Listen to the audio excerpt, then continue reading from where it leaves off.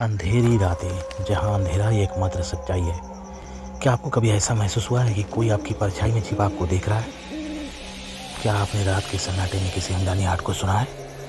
तो स्वागत है आपका अंधेरी रातें में। हर कहानी डर के नए आयाम खोलती है, जहाँ प्रेतात्माएं, शापित स्थान और अनसुलझे रहस्य आपका इंतजार कर रहे हैं। तो अगर आप अंधेरे से डरते हैं तो सावधान रहें, क्योंकि यहाँ हर रात एक नई दहशत लेके आती है।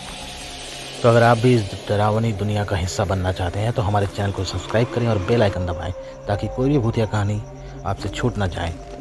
अब आप तैयार हैं? चलिए डर की इस दुनिया में कदम रखते हैं और कहानी को शुरू करते हैं। शहर का पुराना बस अड्डा। रात के करीब 2:30 बजे।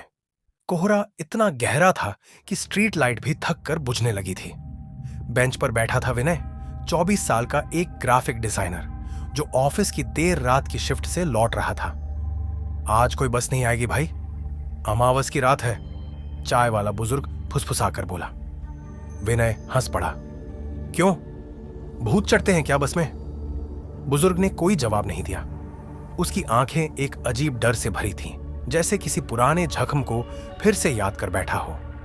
तभी एक अजीब सी गड़गड़ाहट हुई, जैसे बहुत पुराने इंजन का। स्टेशन के आखिरी कोने से धुआं उठने लगा और धीरे धीरे वहां एक काली धुंध में डूबी बस दिखाई दी। बस पर कोई नंबर नहीं था, लेकिन जब वो पास आई तो हेडलाइट की रोशनी में बस का नंबर उभर कर आया। 13। दरवाजा खुला और भीतर से कोई नहीं उतरा। ये कौन सी बस है? विनय ने पूछा। चाय वाला थरथराने लगा। मत चढ़ना, वो लौटते नहीं जिनकी किस्मत में 13 लिखा हो। लेकिन विनय ने उसकी बात को हंसी में उड़ाया। अरे भूत अगर बस चलाने लगे तो ओला उबर को बंद कर देना चाहिए। और फिर वो चढ़ गया 13वीं बस में। बस के अंदर बर्फ सी ठंडी हवा थी। सारे शीशे धुंध से ढके थे। कोई आवाज नहीं थी, कोई ड्राइवर नहीं दिख रहा था। फिर भी बस चल पड़ी। पीछे स्टेशन छूटता गया और बाहर का रास्ता काले जंगलों, वीरान सड़कों और फिर एक अजीब सी लाल रोशनी में बदल गया। विनय को एहसास हुआ, ये रास्ता इस दुनिया का नहीं है। बस एक भयानक सनसनाहट के साथ रुक गई। बाहर झांकते ही विनय को समझ नहीं आया कि वो किसी गांव में है या शहर में। लेकिन वहां सब कुछ बिल्कुल शांत था। ना कोई गाड़ी, ना कोई आदमी और ना ही कोई आवाज। हर बिल्डिंग अधूरी थी, जैसे किसी ने उन्हें आधे में बनाकर छोड़ दिया हो। बस के दरवाजे धीमे से छू चा कर खुले। विनय उतरा और बस तुरंत गायब हो गई। ना इंजन की आवाज, ना धुआं, ना रोशनी, जैसे वो कभी थी ही नहीं। ये कहां आ गया मैं? विनय ने मोबाइल निकाला। No network. अचानक एक आवाज आई, तुम भी आ गए। विनय मुड़ा। वहां एक छोटा बच्चा खड़ा था, कमजोर सा, लेकिन उसकी आंखें बहुत गहरी और बुझी हुई थी। क्या मतलब, तुम कौन हो? विनय ने पूछा। मैं वो हूं जो 7 साल से यहां फंसा हूं। बच्चे ने हाथ पकड़ लिया और बोला, अब तुम भी नहीं लौट सकोगे। वो उसे एक गली में ले गया। चारों तरफ परछाइयां घूम रही थी, दीवारों पर नहीं, हवा में, जैसे अदृश्य लोग हों जो अपने होने का बोझ सिर्फ साया बनकर दिखा रहे हों। विनय की सांसें तेज हो गईं। यह जगह है क्या? बच्चा बोला। यह परछाइयों का शहर है। जो भी 13वीं बस में चढ़ता है वो यहां आता है। हर कोई अपने अपने वक्त से लाया जाता है, कोई 1980 से, कोई 1901 से, और सबकी एक गलती होती है। उन्होंने चेतावनी को नजरअंदाज किया था। और तुम? बच्चे की आंखें लाल हो गईं। मैं वो था जो पहले ड्राइवर था। विनय अब उस शहर के केंद्र में खड़ा था, जहां ना कोई सूरज था, ना चांद। हर दिशा में बस धुंध, साए और टूटे हुए पुराने मकान। तुम्हें किसी से मिलवाना है? बच्चे ने कहा और उसे एक जर्जर काली इमारत की ओर इशारा किया। दरवाजा खुद ब खुद चरचराते हुए खुल गया। अंदर जल रही थी सिर्फ काली मोमबत्तियां, जिनकी लौ उल्टी जल रही थी, ऊपर नहीं नीचे। विनय के कदम जैसे अपने आप उस कमरे में खींचते चले गए और वहां बैठी थी 13 परछाइयां। हर एक की शक्ल धुंधली थी, लेकिन आंखें बस आंखें, जैसे किसी ने अंगारों से गढ़ी हो। एक बूढ़ा आदमी खड़ा हुआ। आवाज आई, स्वागत है नए यात्री। तुम सब कौन हो? विनय की आवाज कांप रही थी। बूढ़ा बोला, हम वो हैं जो 13वीं बस में चढ़े और लौटे नहीं। हर अमावस को ये बस एक नई आत्मा लाती है, और जब 13 हो जाते हैं तब एक को छोड़ा जाता है। क्या मतलब? विनय की सांस अटक गई। इस बार 13वां तुम हो। सभी परछाइयां धीरे धीरे खड़ी होने लगी। एक औरत जो 1955 के कपड़ों में थी बोली, हम सब कभी इंसान थे, पर अब इस चक्र का हिस्सा बन चुके हैं। 13 आत्माएं, 13 जीवन और 13 मौतें। तो मैं जा सकता हूं? विनय के चेहरे पर हल्की उम्मीद दिखी। हां, अगर तुम चुन ले जाओ। बच्चा अब फिर सामने आ चुका था। उसकी आंखें अब पूरी तरह काली थीं। और अगर ना चुना गया तो तुम भी हमारी तरह बस की परछाई बन जाओगे। क्या मतलब है चयन का? विनय ने कड़कती आवाज में पूछा। परछाइयों में हलचल हुई। हर एक साया जैसे धीरे धीरे इंसानी रूप में बदलने लगा। एक वृद्ध पंडित, एक पुलिस वाला, एक स्कूल टीचर, एक नर्तकी, एक सैनिक और बाकी 8 बिल्कुल आम लोग। हर एक की आंखों में एक ही सवाल, क्या आज मैं मुक्त होऊंगा?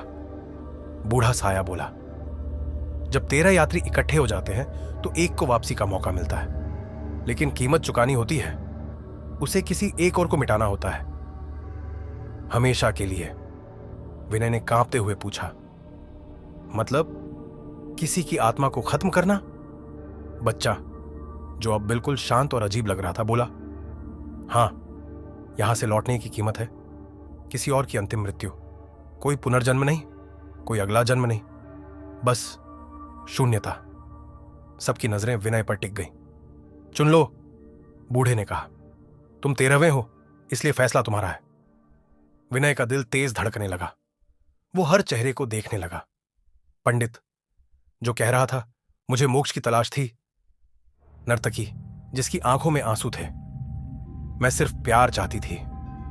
एक छोटा बच्चा भी था, शायद 10 साल का। क्या मुझे किसी एक को ही चुनना होगा? विनय लगभग फुसफुसाया।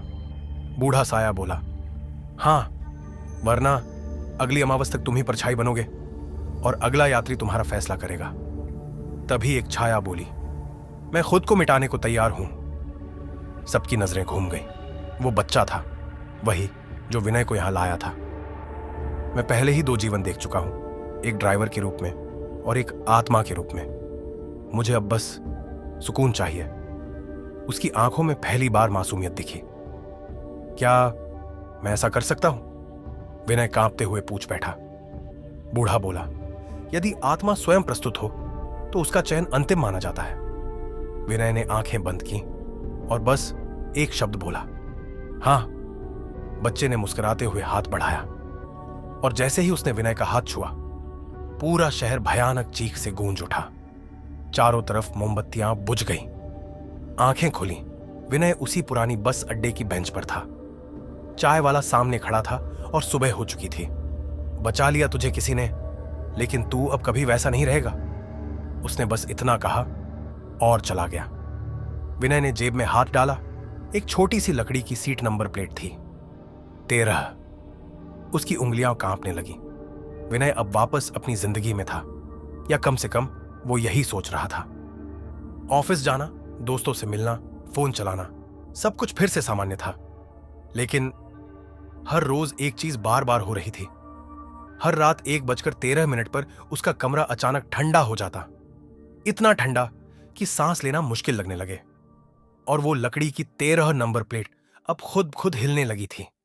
एक रात जब विनय अचानक जागा, उसने अपने कमरे की दीवार पर एक परछाई देखी, छोटी सी, बच्चे जैसी। नहीं, ये तो खत्म हो चुका था, विनय चिल्लाया। लेकिन तभी वो परछाई बोल उठी, मैंने तुम्हें बचाया था, पर मैं पूरी तरह नहीं मिटा। विनय की आंखें फटी रह गईं। तुम?